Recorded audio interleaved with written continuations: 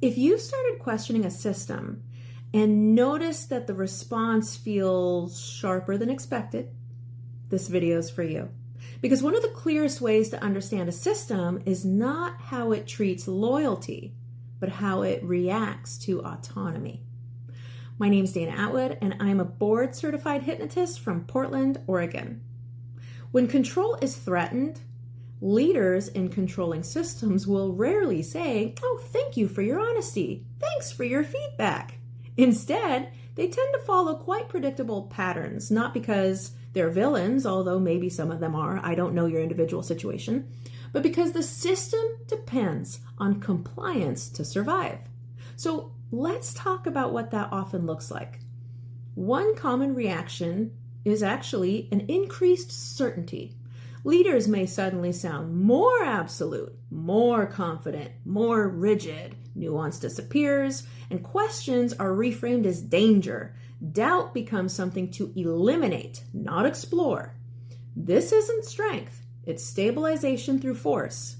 When people stop agreeing automatically, certainty becomes louder to compensate. They just get louder and louder.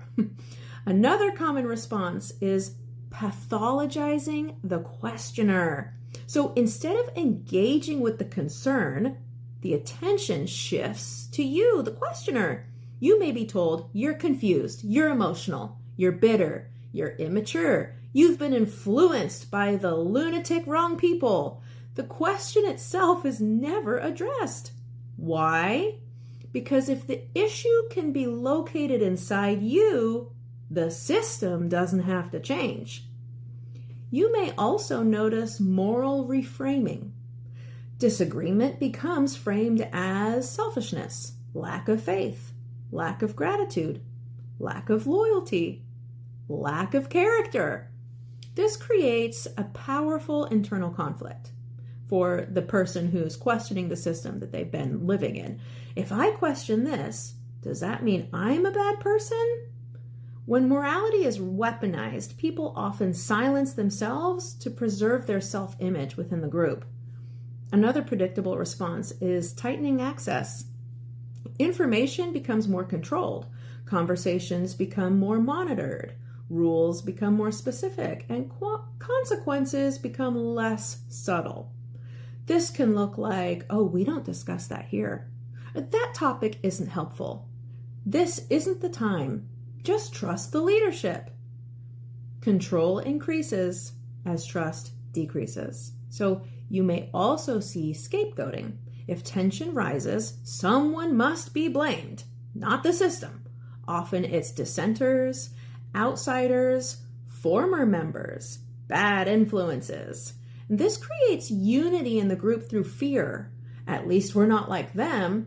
And it keeps the attention away from the system itself.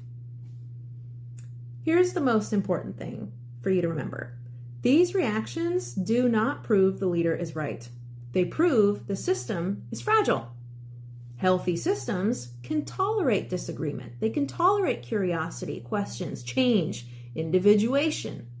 Control-based systems cannot. They just cannot tolerate these things. So if you're witnessing these reactions, you don't need to confront them. You don't need to win an argument, and you don't need to convince anyone of anything, really. You only need to notice one thing. Is the curiosity met with openness or punishment? That answer tells you more than any doctrine ever could. And if you're realizing this quietly in your own time, that doesn't make you disloyal. It means your awareness is growing. And awareness is not a threat, unless control depends on silence. I hope that helps with some clarity. And if you'd like to schedule a consultation with me, visit atwoodhypnosis.com, and remember, you are enough right now, just the way you are.